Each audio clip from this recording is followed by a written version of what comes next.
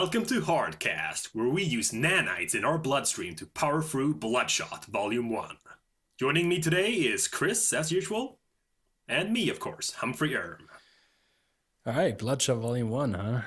So, Chris, thoughts on this all-American hero? All-American hero.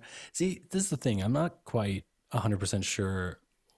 I mean, again, I don't know. I mean, there's a lot of things about this comic that left me very confused. I'm assuming that, yes, it is the U.S. Army that we're following here. Kind of like a shadow organization, like, it Yeah, is something like that. American, but kind of its own thing, like Area 51 kind of thing. Okay. Well, Not because in, it does say that, in the first kind of like second, third page or something like that, it does say Navy SEALs. So I kind of thought they were Navy SEAls. Yeah, well, as I've understood it, it is like sanctioned by the U.S. government, but they Okay. kind of do whatever the hell they want. Yeah, well, they kind of have to because they're doing a lot of very illegal stuff here.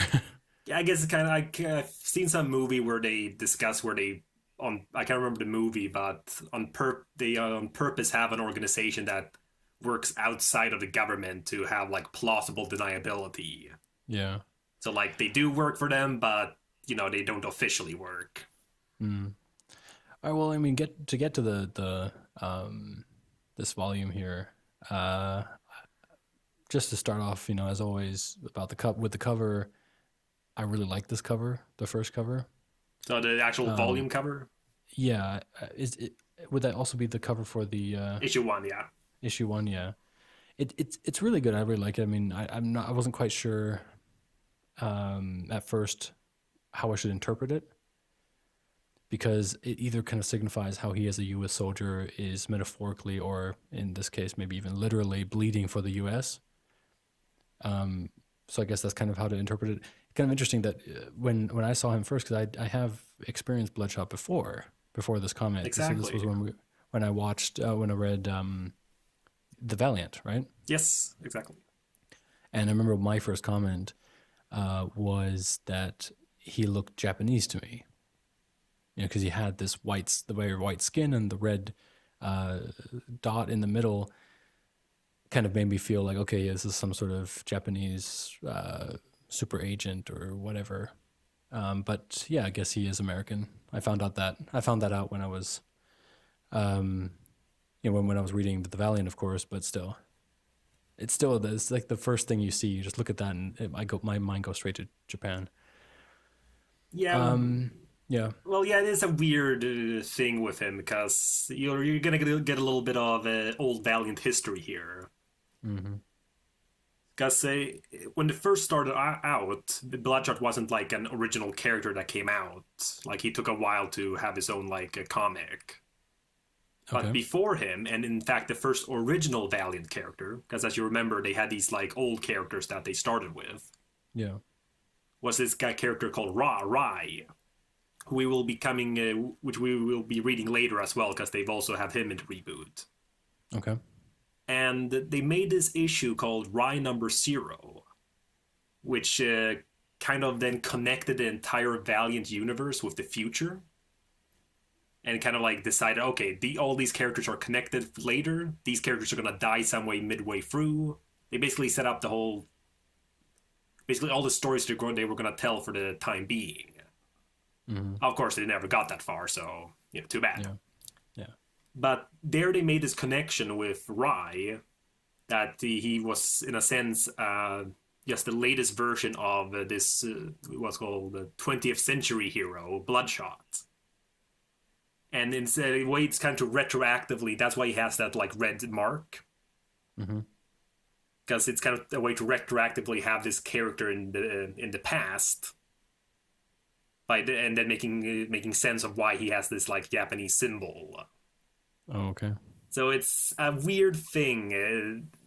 Because again, I agree. When you see him, it feels very okay. Yeah, if it had been any other kind of symbol, a triangle, or a square, but yeah, white with a red circle, it's like, yeah, I guess it's Japanese themed, and that's the whole trickiness with it. And in the reboot so far, I don't think we've figured out exactly the connection yet.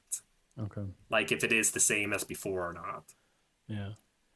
Well, I mean, otherwise, it's the first issue here was fine in that sense. I didn't really think about much about it. That was just kind of something that I wanted to bring up from last time. One thing that I did notice here is that they were explaining uh, the whole nanites thing a little bit too much. I mean, the exposition here was pretty crazy. They were kind of saying, I can't remember where it was, but that commander or whatever was saying that, yeah, your nanites will heal you, won't they? And that kind of stuff. And I was like, okay, yeah. I mean, the problem was I kind of knew about his nanites. I knew he regenerates and stuff like that. But I guess someone who hasn't read him before and knows about it Well, it's would the kind of first need issue, that. so they. Yeah, exactly. So I think in some sense it could be justified that they had to add that. But otherwise, I think this first issue was very confusing for me. Just kind of knowing what was going on. Up until the pages aren't really on here. But up until where he got shot in the head, after he saw his son in that hideout, Oh yeah. that it was all clear to me. I knew exactly what was going on. But then when I went to the next page where he was waking up again, I was like, wait, what? Yeah, when And he I was actually hooked up. yeah, I actually had to go back and reread it kind of because I thought to myself like, did I miss a speech bubble somewhere? Did I miss one of those bubbles again? Because Years later. yeah, exactly, something like that. Because I had no idea, or because I thought it was a simulation. Oh, I didn't even think about that. Yeah, I thought it was some sort of simulation, that the whole his army thing was some sort of simulation, because then they started talking about downloading something from his head, and I thought they were talking about some sort of like that. I had no idea that they were kind of showing this thing. I did not realize that that they had basically captured him and hooked him up after he got shot. And then I started realizing, like, it was only until the end when he escaped that I was like, oh, okay, so that was a real mission. All that kind of stuff. And I mean, yeah, it was very confusing, a lot of stuff. And yeah, so I guess it all did, to the credit of this issue, it did all wrap up by the end. So no matter how confused I was in the middle, at the end I knew exactly what was going on. I understood the timeline again. So this so yeah, he's so now I know what the exact situation is. They've set up the character perfectly. I know exactly what's going on. He's a weapon being used by the military, and his mind always gets rebooted. And they find a way to make him care about the mission, by fabricating some history. Exactly. That's the gist of the character. Exactly, and that's right there. I know exactly what is going on. In one sense, I was kind of thinking, okay, so kind of like the Winter Soldier, Oh yeah. and just, but again, without the adding memories kind of thing. But one thing that I don't know, it's just the whole thing with the backstory is kind of like putting all these tragic backstories together. It's kind of like this perfect way to create drama where there isn't any like it's so justifiable to come up with new ways to make him feel pain. So because sometimes you kind of feel this, especially when a drama series is going on for longer and longer, they keep on trying to find new and exciting ways to give more drama. And I think this is kind of a nice blank canvas for any writer to get to write when they write Bloodshot, because they can just literally create anything and just say that the military or some scientist created this backstory for him, and now he's finally rediscovering it or going through the pain again or something like that. So yeah, it was so that was what I felt in the first issue. So I was actually thinking a lot of from the movie Wreck-It Ralph. So the joke about what's called that the first-person shooter woman. Yeah. She was programmed with the most tragic backstory. Exactly. Yeah.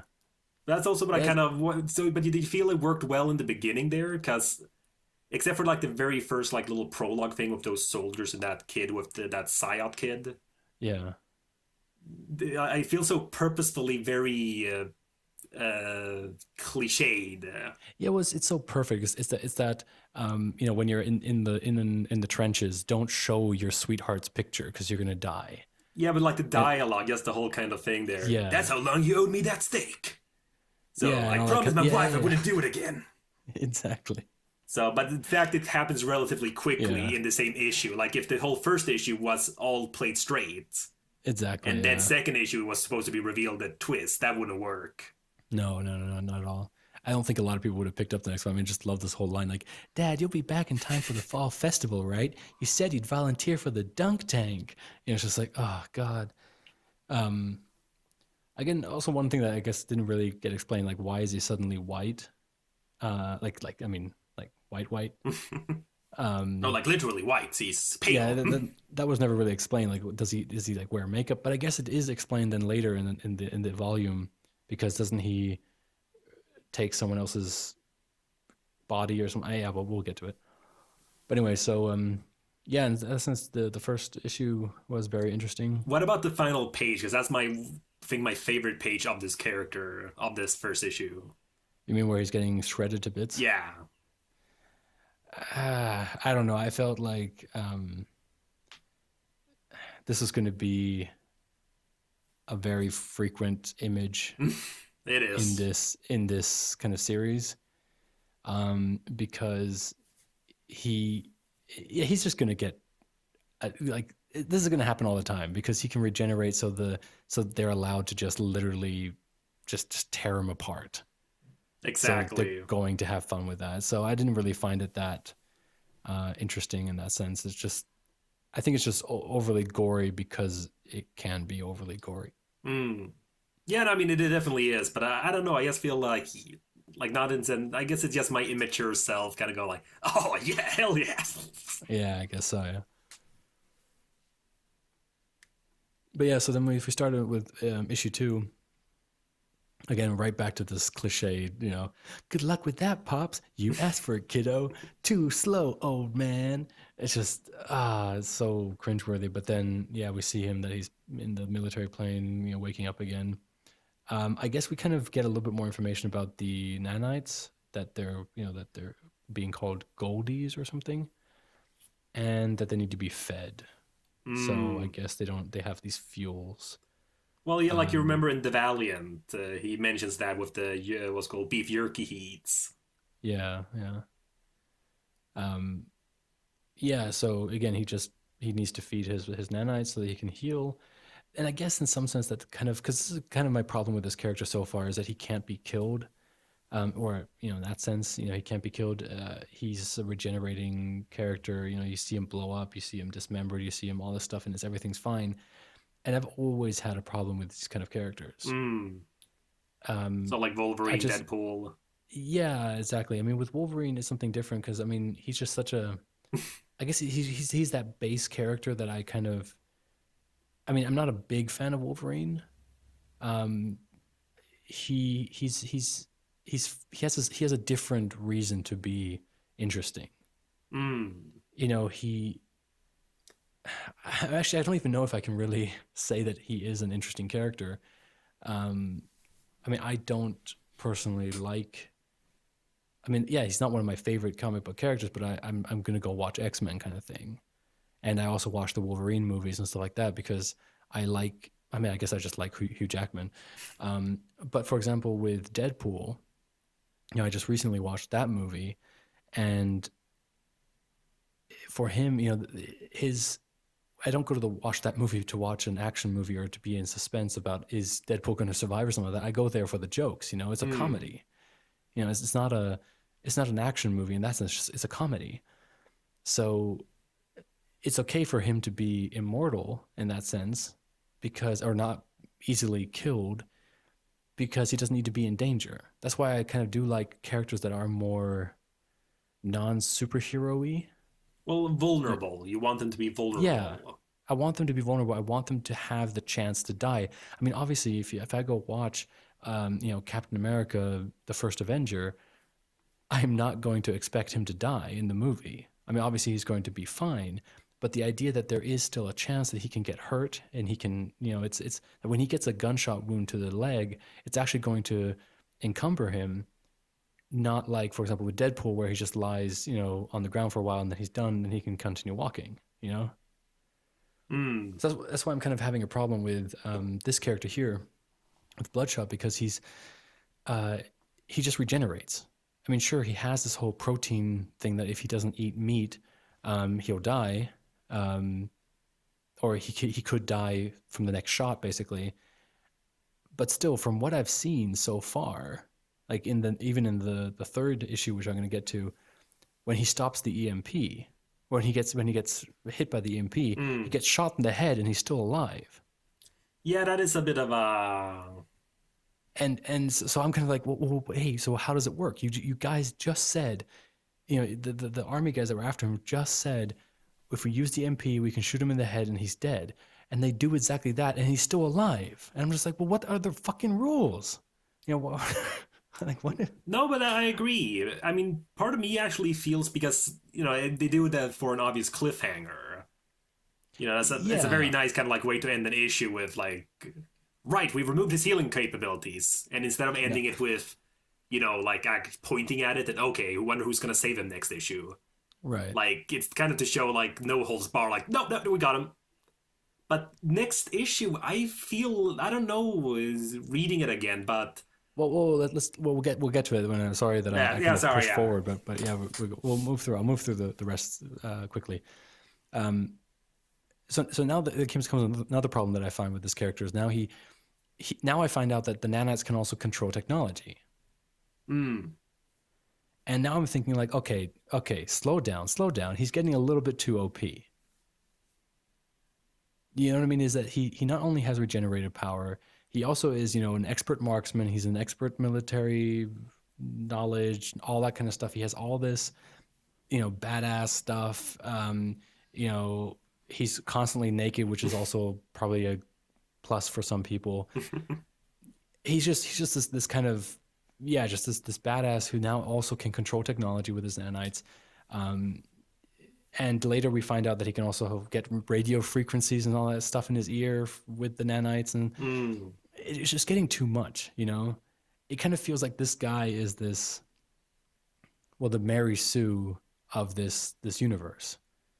That he has, I mean, again, you can always say like, yeah, but he has the emotional problems. Yeah, he has you know, he has mental issues, that kind of stuff. It's like, yeah, but you know, he has all this other really awesome stuff that actually helps him get to the goals that he wants. You know, and yeah, so we continue on to see that there's this girl who is apparently part of some sort of incident that he was a part of, and then they're going home.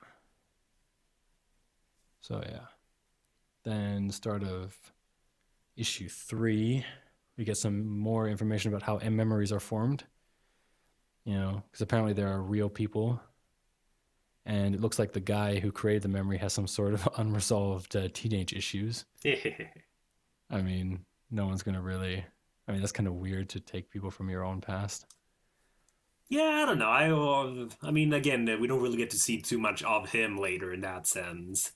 Okay. So, but I just saw it more of a like. Did you ever see the movie The Island? Yeah. So I always saw it more like that, more than like trying to like you said, like as like teenage repression or something. More like, well, I know this person, so I know it's like a real person. Right. So it Okay. helps kind of, it helps make it more sincere, I guess, rather than making up like your perfect woman or something. Okay. So, but I see but I agree, it is kind of a weird thing.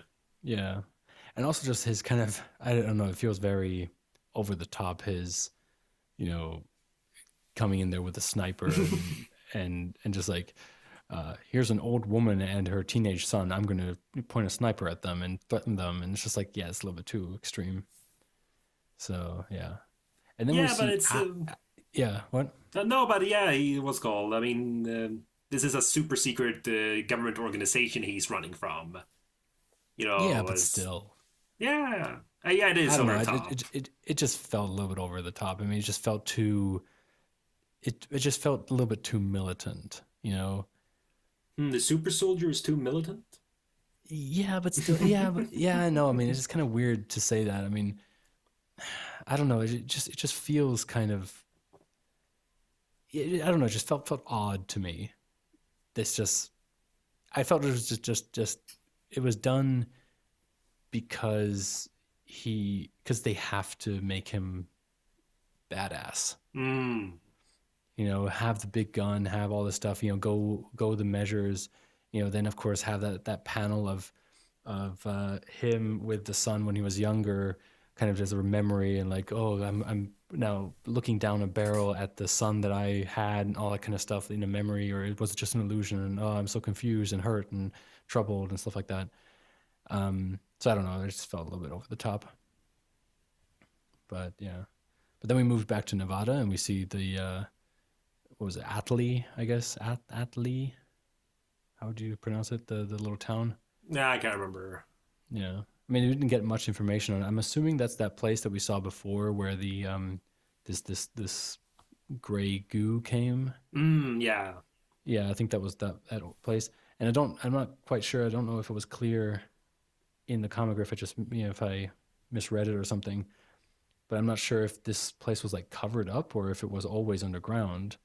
I mean, if it was always underground, that'd be actually kind of interesting. It's just like an underground city with like actually like high-rise buildings and stuff like that. That'd be kind of cool. So I don't know how much information comes on that later, but so far it's a kind of nice mentioning, because we're going to probably get back to it in the next volume or something like that. Some sort of government conspiracy or something. And again, another thing that I've noticed when I'm reading these comics is that there's still like I don't know what side I'm supposed to be rooting for, and I don't know if this is going to be a trend in these comics. But because the American military thing that's going on here is just way too extreme, for my taste, and personally not the biggest fan of military actions and stuff like that, but still, it's just like one of these things. Like, these guys don't really seem that nice. Oh no, no.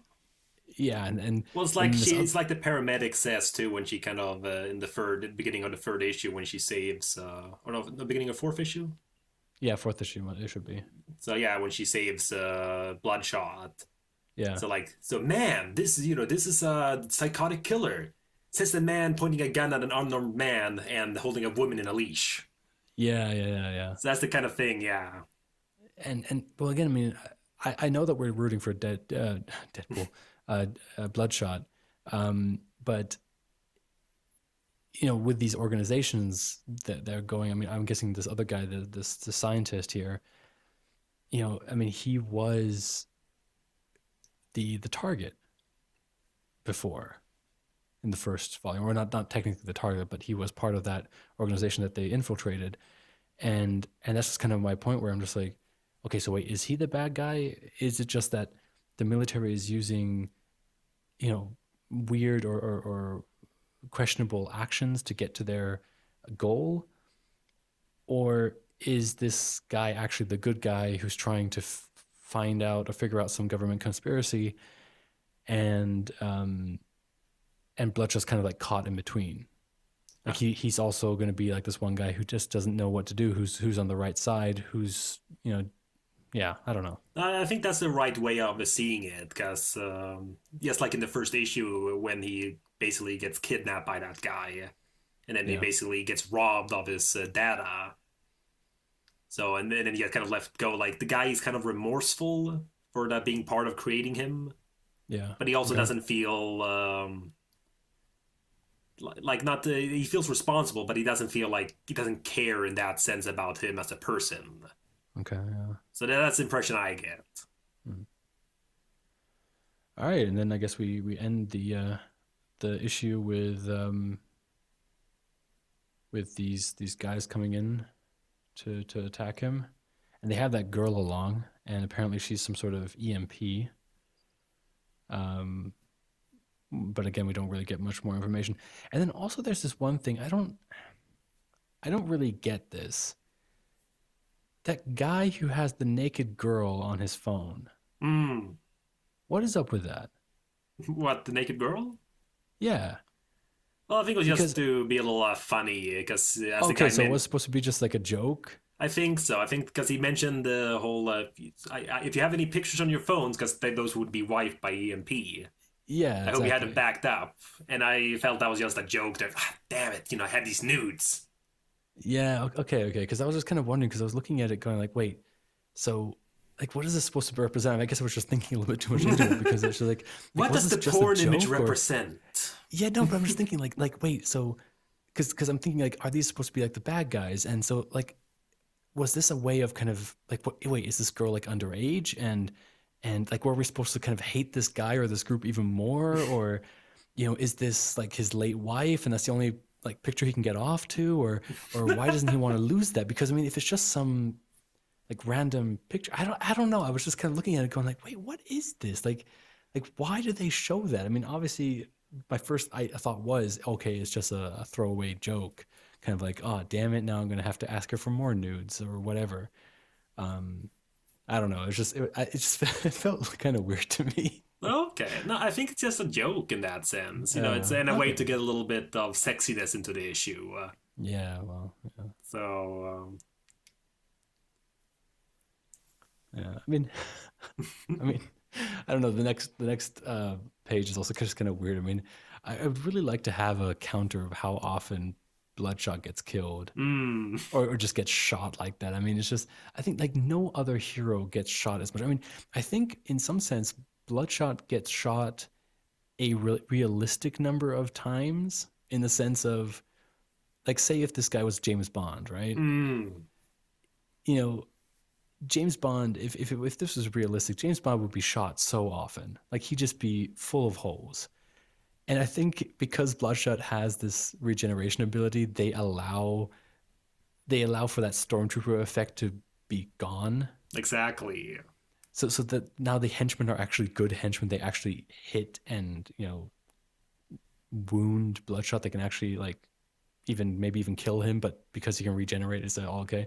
I mean, I just love this. Like this teenage boy just no, it's the girl. Wait, oh yeah, it's the girl who just shoots him, just kills him. I was Yeah, like, that's well, great. they're of course they're freaked out by him. So they kind of like, okay, he's got his back turned. Yeah. Let's smash him Well, over the head, and yeah. then Yeah. and I then he just gets love kind how of he totally unfazed, kind of like it regenerates, and we don't have time for this. yeah, let's keep going, let's keep going. Um but yeah, so it's kind of nice, and then we kind of see that the EMP hits, and we find out that her name is Pulse, the girl's name. Um, and yeah, this is what we were talking about. It's that's it. They even talk about it, say like, yeah, your regeneration is over. That he doesn't have any contact to the Goldies, to those visions of his son. Uh, he should be completely vulnerable now. He gets shot in the head. Comic's over. Okay, he's dead. That's it. And yeah, that's it. I don't know. That point right there was just like, okay, so this is how it's going to be. Even when he is completely vulnerable, he's still going to survive. So yeah, well, again, it's so I'll have to reread it myself a bit, that part, because I didn't think of it too much. So part of it, I think, because of it being kind of like in a volume, so I just kind of kept reading. Right. Yeah. So I think probably if I read it like month to month, like, okay, he got shot. Wonder how they're gonna explain that. Thinking about that for a month, and Right. then coming back and wait, did he get shot or not? Yeah. I mean, he even says here, you know, sorry it has to end like this, buddy. We've been through a lot together, and none of this is your fault. But fact is, after what that bastard Dr. Kurtek did to you, you're too dangerous to live. Crack. And that's it. Shot in the head. And then, I mean, I guess, yeah, so then we come in, when we go into the fourth issue, I guess what we're seeing here is that what that incident was that they were talking about. Mm. And I guess this was the same goo that Bloodshot saved that. Well, actually, I don't even know. I mean, did he save that? This is so weird. Because we saw him do something in that other town, and now it looks like he's also doing it here. Or maybe is that the same town? The one that's like underground? Yeah, is this the underground town, or is this some sort of research facility? No, that's again, I can't understand either if it was buried. I get the impression it was buried because Again, because the government was behind it, so they tried to hush it all up. Yeah, and they also came in with a helicopter, So so I guess this exactly. is all one incident, and basically this whole goo thing. Because again, also what I don't really realize here is that wait, is he saving or what is he No, doing? he's Because killing them all. Like he's he's killing witnesses. oh, okay. So I understand. Okay, Yeah, but and then yeah, then the girl, like when she's younger, yeah, she's supposed to go in there to kind of stop him well, then both to. him and the goo, because they're both like made of nanites. Oh, Because the nanite, because the gray goo is actually a concept regarding the whole idea of nanomachines, and it's a big Right. fear people have of them. Okay. If they were to go rogue, like if they were to just have kind of like a simple command left, you could say, without us Yeah. being able to control them, Yeah. they would just consume everything and make more of themselves. Of course. Yeah. And that's the whole like gray goo phenomenon. Okay. So it's a very scary concept of something that can just grow and grow and can't really be stopped. Hmm. And everything it eats just creates more and more. And the gray goo part of it for me has always been the fact that it is this shapeless non-existence. Yeah. It's not like it's a monster trying to eat for feeding or hunt. It's just no, it's just following its programming Right. until I guess until the Earth basically is just gone and it's just the gray ball. Yeah. Okay, that makes sense. Yeah. Again, I didn't really realize that the gray goo Nanites. was nanites. Yeah.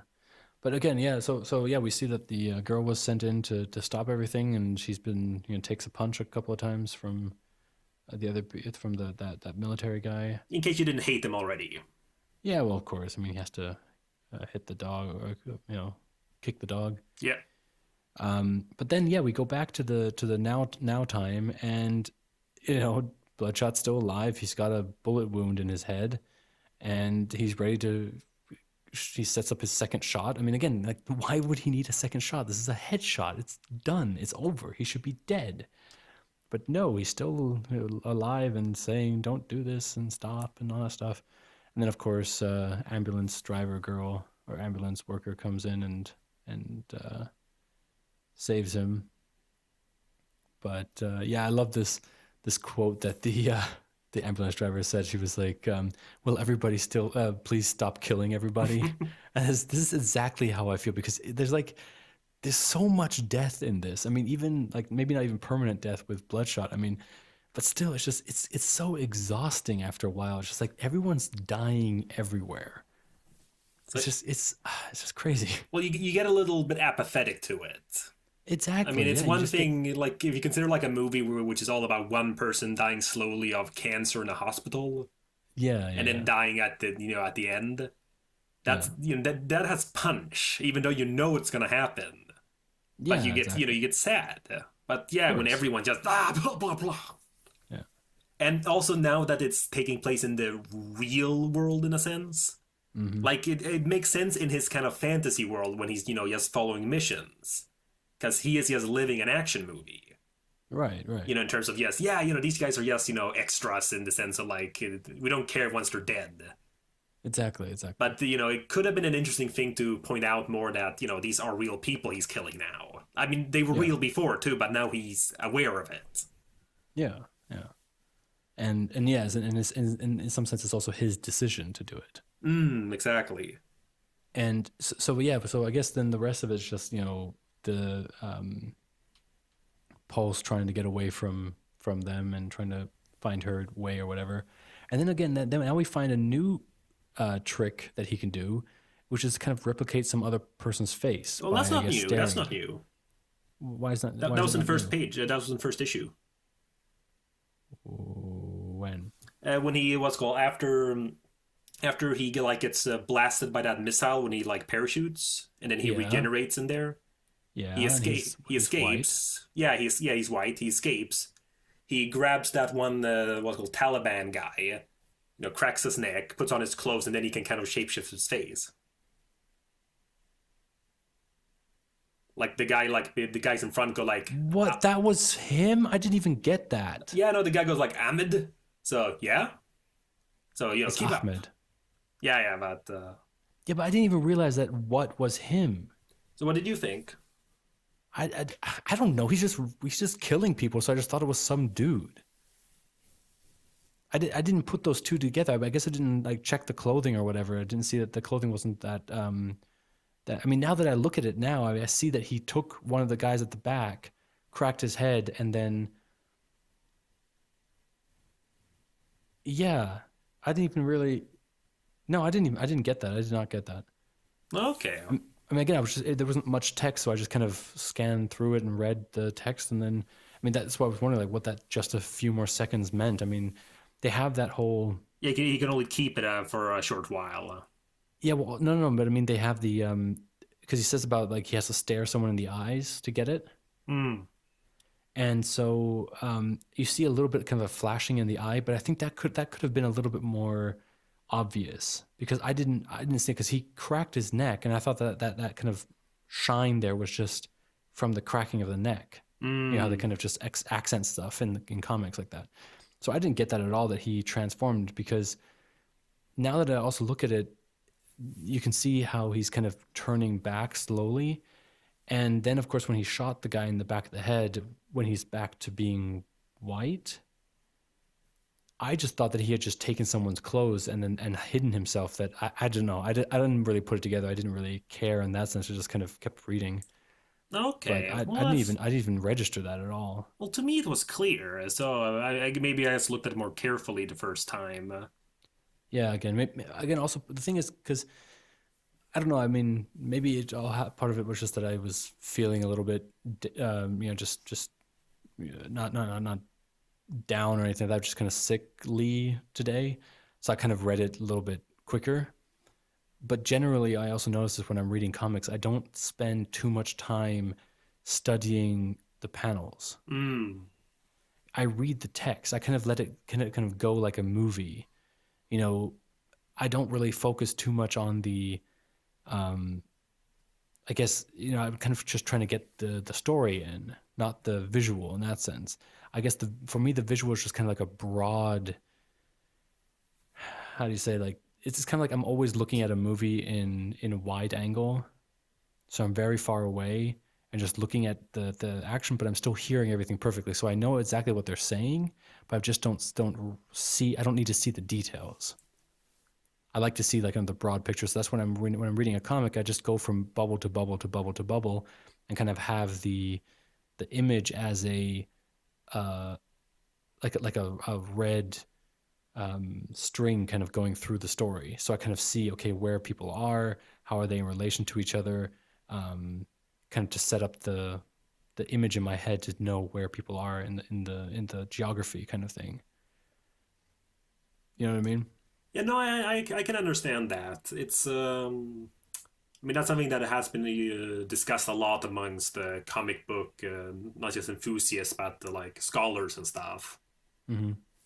Like, okay, how do you read a comic in the sense of like how do you as a writer or like as an artist do Yeah. the pace? Like, how do you pace the comic? I mean, in Right. the film, it's out of the viewer's hand. In terms of how long do we look at something and how do we make sure that they're looking at the thing we want to look at. Yeah. Yeah. In a comic, as you said, okay, well, the text is obviously the important thing, and they're saying something. And then you kind of look at the image to kind of like see the context as well. I mean, Yeah. because But again, for me, yeah. Well, but for me, is the idea is that the text is more important than the image. And again, this is kind of interesting coming from me as a person who dabbles in writing, and you as a person who is an animator and artist. Um, you probably do it the exact other way around, right? I mean, you really focus on the image, right? it's hard. It's one of those things, it's like when people ask, do you put in your left leg first or your right leg when you put on your pants? Both legs. Okay. Wait, you put one leg in first? Yep. No, I jump into my pants. No, I'm So, joking. yeah, no, but you know what I mean. It's one of those things. Oh, Yeah, yeah, yeah. and I'm not quite sure. I mean, I think usually the first time around, at least, if I haven't read it before, I tend Yeah. to just kind of like read it and like you do. Wait, you read a comic twice? So yeah, yeah. Well, again, not maybe not right after, but sometimes if I was curious or liked it enough or refreshing or something like that. Oh, wow, I don't think I've ever done that. I think the only comics that I've ever read twice have been some of the mangas that I've bought. Like, I think sometimes I've read Scott Pilgrim a couple times. You know, I know this isn't a manga, but it's kind of the same design in my bookcase. And I've also read some Detective Conan stuff and some Dragon Ball comics again, but never really. I mean, I love comics like, you know, the Batman's Long Halloween and stuff like that, but I don't think I've ever read it twice. Yeah, well, like in that case, it's kind of like a bigger thing too. So Yeah, but still, I would never read an issue twice. It's kind of like how in Japan they treat these manga books, because, you know, here in Europe at least, I know that a lot of people always collect their issues. You know, these, you know, the like the Dragon Ball #1, the small book. In Japan, it's usually normal that you just throw it away. so You yeah, read it once and you throw it away. yeah, no, I know it's this kind of disposability of it because you just want the story, the book Right. itself, which is again, it's similar to, you know, just any kind of media nowadays too, with all these streaming services. Yeah. You know, Yeah. there's no real I mean, before it was out of necessity to, you know, have a book, have a CD or whatever. A VCR player. Yeah, but you know, if you wanted to be able to see something yourself. Right. But now with all this stuff, well, I just want to know what happens. You know, I just want to read the story. I don't really care about owning it. Yeah. Yeah. So, but yeah. Yeah. So, we then end, I guess, you know, now that we know that I just suck at reading comics. um, we then kind of get a shot of everyone kind of get together, and we finally find out the names of the girls. I mean, we knew Pulse's code name, but we didn't. We now know that her name is Melissa and Kara. I mean, how long has she been in the comic? She's been in the comic for like 3 issues already, and we still didn't know her name. And I just realized when she said, "Hi, I'm Kara," by the way, I was just like, "Oh right, we don't even know her name." And it's crazy, like how long it took for us to do this. But yeah, so now they're all looking. I mean, Bloodshot's looking the most badass right there, you know, in the middle with all his guns and everything. And so I guess what's going to happen is they're gonna that's going to be the theme of his comic, is going to hunt down these people who have done him wrong and kind of find out his real past. You know, the typical, you know, this badass superhero, invulnerable guy. Yeah. So I mean, I guess all in all, I mean, I can see why Valiant would go for this superhero for their first movie. Yeah, I was going to bring that up because, as I mentioned last time with Harbinger, you know, that's going to be their Yeah. second film. But this is the one they're like putting all their eggs in. This is the basket they're putting all their eggs in. Right. Again, I think they will. I mean, I think I understand why they are. I mean, he's very. It's very easy to understand him because we've seen it so often. I mean, I think no one is going to be surprised by this kind of character. No one's going to be like, "Oh, that's something we've never seen before." I mean, it's like the best of the best of a spy / superhero. Mm. You know, so they're going to have all the action scenes. They're going to have all these, you know, interesting military plots, and they're going to have the support of the U.S. Army and all that kind of stuff. You know, the typical kind of action movies that, you know, everyone knows. I think one of the problems is going to be that,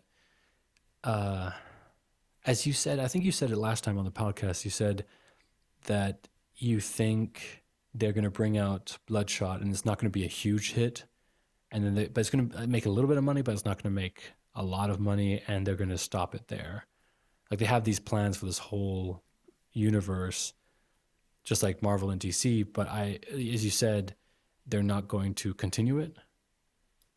Am I right in assuming that you said that? So I can't quite remember how I phrased it, but my main thing is more about the fact that I want it to work. You know, I never really want anyone to fail. Of course, of course. But it's one of those things where unless the movie somehow really strikes a chord, you know, and actually does a lot of money, like kind of like Deadpool money in the sense of people weren't expecting it. Yeah. Kind of like, oh wow, this guy's, you know, Bloodshot's making a shit ton of money. Right. You know, but then they'd be like, of course, you know, let's get Harbinger ready and have Bloodshot #2 done. And right. But here's what I think is going to happen is that because it's so typical, because it's something that we've all seen before. We've seen this in Wolverine. I mean, his whole being being a regenerating superhero. We've seen that with Wolverine and with Deadpool. The whole amnesia badass, that's Wolverine as well. It's he just has. I don't think it's going to bring in the non-comic book fan because no one's heard of him. No one outside of the comic. I mean, I'm not even sure every single comic fan knows. Oh no, comic book fan knows about Valiant, or even knows about Bloodshot. So they'd probably give it a chance just because. I mean, they'd have to advertise the shit out of it. Like, well, Sony's in charge. Sony's the one who has the right, so they have money, but it's all about how much they want to spend on it. Exactly, and especially with what yeah, I don't know. I mean, we'll see, but it's kind of like the thing where I mean is that I think it's going to do fine, but not enough to spark a universe. I think what they should have done, or yeah, I'm not saying that I know it better or anything like that, but it's just one of those things where if they would have done it with a movie that people hadn't seen before, then it would become a little bit more interesting when people see, for example, a superhero or a hero who has to go through different times. Who's an immortal who I'm not saying this because he's my favorite character or anything like that. No, but it's a different kind of thing. Like you can see the trailer already. He has a very distinct with the 3 scars, so you can recognize him in the trailer when you see a warrior. Working. Who's eternal. No. A eternal warrior, but still, it's that kind of thing where you could see how people would then be interested if you show shots of him in Celtic times fighting the what's his name? So, the immortal enemy. Yeah, the immortal enemy, right? Fighting the immortal enemy in Celtic times, then fighting it in the Middle Ages, a little bit time down. Then you see him fighting it in World War I. Then you see him fighting it in World War II. Then you see him fighting it in Vietnam. These kind of things, you could show the action scenes and people would be like, well, what's going on here? This is kind of interesting. And you just see all these things and like a battle that goes forever, a battle that goes in, that goes through time, all this kind of stuff, you can add. What happens when an eternal warrior meets an immortal enemy? Something like that. I think that would kind of bring more people into the movie theaters because they would be more interested in like, oh, this is something I haven't seen before. This is interesting. This is an interesting take on the superhero genre, that kind of stuff. But with this, everyone's going to be like, I've seen it before. So, yeah, well, it's that whole thing there. Like, part of me, which it might be a bit of a too dangerous kind of way to market it, it's because, again, it would basically, in a sense, be false advertisement. Yeah. But part of me would think it'd be kind of amusing if all the marketing for Bloodshot did it like the first part of the first issue, in the sense of made it look so generic and cliched. Just make it look like, normal, kind of like a war movie. Yeah, but then would people go watch it? Yeah, no, that's what I mean. Like me knowing the character would be like, oh, that's so clever, because then once you go watch it, thinking it's going to be a normal war movie, it's going to be, oh, wait, what the hell? Yeah, but yeah, they shouldn't do that. Why would people go watch a normal war movie? I mean, because again, if you're watching a war movie, you need to. I mean, every war movie has a link to something. I mean, then you have to say, you have like all these famous actors playing the role, or it has to be about Nazi Germany because people still, for some reason, want to watch movies about Nazi Germany. That's how you have to kind of market that. But with this, I mean, it would just be a generic war that he'd be in. Yeah, no, but that's what I mean. It's like it's not what they should be doing. Yeah. It's not what they should be doing, but it's still kind of it would be fun in a meta way, you know what I mean? Yeah, but I think meta is a little bit too much for this, for like a layman audience, Yeah, no, absolutely. Yeah. But I don't know, I think visually, I think visually though, so he has kind of a nice look. Like he does have a nice look. There's a confusingness about the Japan thing. Yeah. But otherwise, you're like, okay, this, pale warrior with, bloodshot eyes. And And then he has this symbol. He has the circle on his chest. There's something like appealing about it. They're very simple. Like considering with a lot of superheroes, it's all about putting on a costume. With him, in a sense, it's more like ripping it off and showing off his body. Yeah, yeah. I mean, again, we'll see. I mean, when is the movie scheduled? 2017. So next year. Oh man, I remember when this was Yeah. felt like so long ago, so long till then, but it's not too bad now. Well, I mean, that means that they should be filming already, right? Yeah, they got what's called. I never saw. I kind of want to see the movie just to kind of get a feel for it. But did you ever see John Wick? Nope. So me neither. But apparently the directors of that. Yeah, okay, but I mean, So do we know who was cast as Bloodshot? no, I don't think so yet. So they like showing off all their news. So I think I would have heard about it. Okay, okay. Well, again, it's just one of those things where I think we'll see what happens. I mean, we can of course discuss it on this podcast. We can do like a special episodes where we actually discuss like news from Valiant once we kind of get caught up. But still, it's just one of those things where we'll see. I mean, I personally do want it to succeed. I want it to succeed as well. Well, more competition, and there's nothing wrong with Not enough just of because of it. that. Not just because of that. I just want to see a movie with my favorite character. With Right. Gilad. Right. So I mean, you need because the other ones to succeed first. yeah, they have to kind of succeed first, or they'll never make a movie with Gilad. But I mean, it's I personally am getting kind of tired of the superhero movies because there's just way too many now, and it's kind of getting hard to catch up. Mm. Um, and yeah, so I mean, what's Batman versus Superman came out today? No, tomorrow. Tomorrow, I think, at least here in Sweden. I don't know about other Yeah. places. So I mean, I'm not kind of too interested in that right now. I mean, I'm really focusing on the Marvel universe because that's my universe. Um, but still, it's just it's getting too much, and I think especially when other people are also going to get to this point where Marvel and DC are both very recognizable, so they'll give those a chance. They'll be like, okay, well, in the third week or the fourth week, I might go watch that new Superman movie, or I might go watch that Wonder Woman movie because I know her from the TV show when I was a kid, or Mm. I know her because I've seen her in the comics and stuff like that. But with Valiant, I don't think they have that connection. Well, no, definitely, and that's part of I've seen. I'm always kind of on the Valiant Reddit subreddit, which is Yeah, mostly a ghost town. Nah, not a ghost town. There's a lot of people there, but yeah, it's not enough stuff to always be discussing. true. Yeah. But something I've noticed a lot of people would like. People aren't really like they want the big movies. They want the cinematic universe. Of But course, a lot of everyone people does. have been very outspoken about having like DC has been doing for a long time, these animated movies. Yeah, yeah, that would be great. Like Because these direct DVD movies. yeah, which are kind of a lower budget in that sense. I mean, they're not like feature film animation. I mean, it's kind of No, like a long TV special. exactly. Yeah. So, but again, that would be a way of getting because again, movies get more attention than comics. So even if it's just a little direct to DVD thing, or even smarter if they were to hook up a deal with Netflix.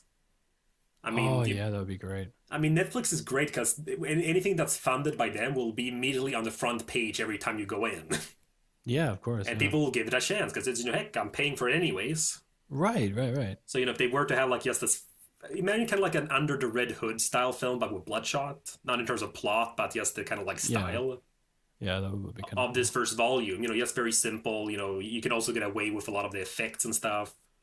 I mean, even then, I mean, to bring it back into like what's happening right now in the news. I mean, uh, Daredevil season 2. I mean, this is basically Punisher in some sense. With his military Mm. training and weaponry and stuff like that. I mean, that is what Netflix is already doing with Punisher. So I'd see it. I could see it there. I mean, maybe that is the route that they could take if, for example, the movies don't pan out, but they still want to sell some of their IPs for movies, because then Valiant would also have some money. They could, in that sense, sell it to Netflix. That would be an interesting way to have like a series. I mean, I would love to see an Eternal Warrior Netflix series, Yeah, we're 13 gonna get to episodes. the Eternal Warrior, Chris. Yeah, we have to get to Eternal Warrior. I'm not going to be So, robbed of this.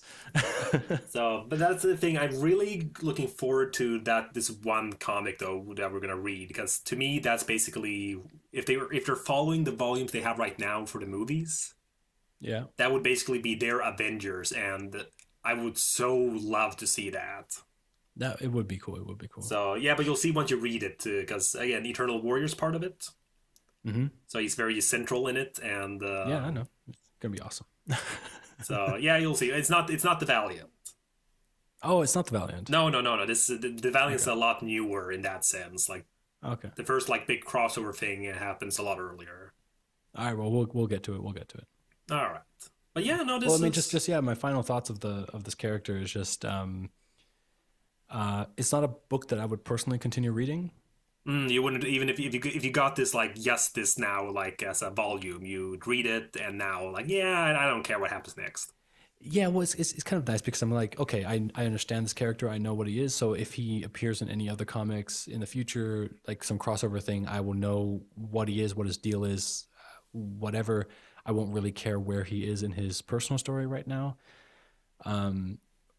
But he's an interesting enough character that when, like, if he does show up, I'm not going to be like, oh God, here's this guy again. Some of the reasons why I don't want to follow his story is just this whole, as I said before, the amnesia badass. It's just too overplayed. It has happened too often. I've seen it way too much, and it's just, I don't know. It's getting boring to me. I just don't need to have another character that has this, this problem. And as I mentioned multiple times during this podcast, I just feel that his overpoweredness is just something that I don't really like in heroes, because I want them to be vulnerable. I want at least the idea of him being able to die at any time to be present. I mean, even though you know that, yeah, Captain America is not going to die while he's infiltrating some sort of base, but the chance is still there. He's going to get hurt. Yet your favorite character in Valiant is the Eternal Warrior. Yeah. But again, I told you, the reason why I mean, I can like characters like, for example, I can like Deadpool as a character, or I can watch his movie because there's a different twist to that immortality. He's a comedian. He's funny. I go there to watch the jokes. With the Eternal Warrior, I go there to see the setting, because the new ways. I mean, and also I guess the great thing is that he's also fighting an immortal character or creature. So that's one kind of a little worried, because that was the first time he met with that character in the like publication. Okay. So like that's the kind of like, that was a big new reveal thing. So that's why I'm curious to see what you think of the other comics that don't have to do with the immortal enemy. We'll see what happens. But again, I just like the idea, because I like the surrounding. I like the premise of the character. Because I am such a history fan that I love seeing, okay, how does he interact with this time in history? So that's why I can like that character, and I think he's great. So yeah, that's that. All right. So that was my opinion on Bloodshot. No, I think that's, again, as usual, a fair opinion and an interesting one. So, well, let's hope that, the movie pans out, or works out for them. Yeah, again, I mean, obviously I don't want to hope anyone to fail or anything like that. I just think they're coming too late to the game. I even think that DC is too late to the game. I really am not 100% sure how long they can continue this. Free cakes, dude. Yeah, I know I know your idea about the cakes, but for me, one of them is a chocolate cake, and I'm allergic to chocolate, so I'm not gonna try it. Yeah. Oh, well, thank you for joining me again. Of course. So next week. Are you talking to our listeners? Oh, no, you specifically. So. Oh, okay, perfect. Well, thank you also, listeners, for joining us, if you have been joining us. So next time we'll be reading Archer and Armstrong, Volume 1. Oh, God, not those. So, well, again, you only know half of the duo. Yeah, but still. So, okay. Now, it's always different once you see them in their own. So what's called... but that was the third episode of Hardcast, detailing Volume 1 of Bloodshot. For more content from me and Chris, check out robotkeithblock.wordpress.com, and follow us on Twitter at Humphrey_Erm and at @the_Aquarius.